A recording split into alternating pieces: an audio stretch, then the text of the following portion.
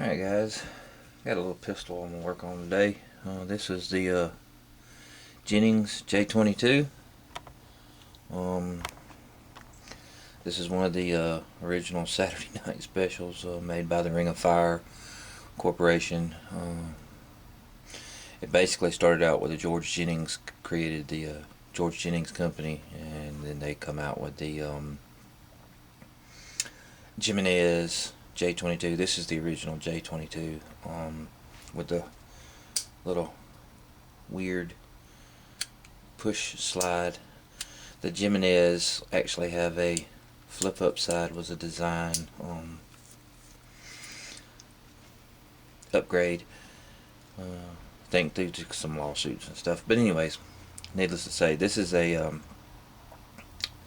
zinc alloy frame pistol. They were really inexpensive. You can buy them for like $50 back in the day, and I think some of them, if you paid like $50 or $60 for them, you actually got like 3 magazines.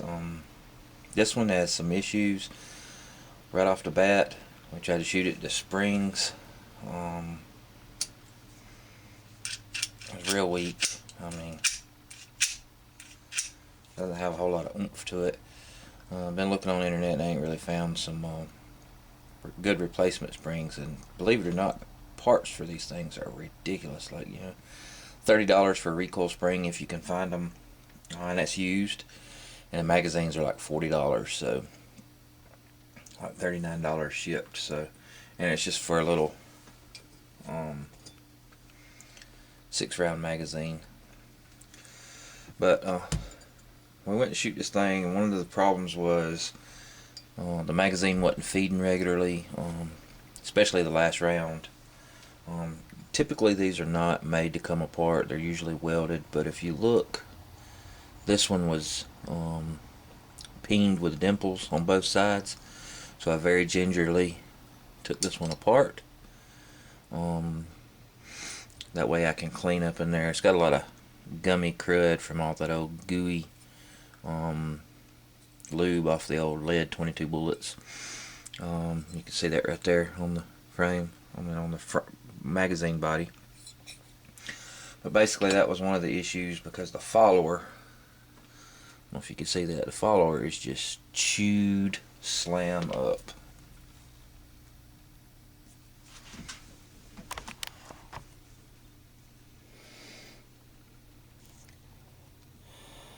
So it looks like either over time it's wore a groove in here to kind of like mimic the feed ramp from the rim, I guess from the transition from it going in and out of the magazine. But the outsides of it's all chewed up. We'll smooth it up, see if we can't make it run a little better. Sorry, had some technical difficulty, but that was one of the issues, was the feeding. The pistol itself, when I shot some copper jacketed Federal, worked pretty good, but I'm going to stretch the springs and it's real greedy. You see it's got a lot of dirt and debris in there. And one thing I did notice is something I did learn about this.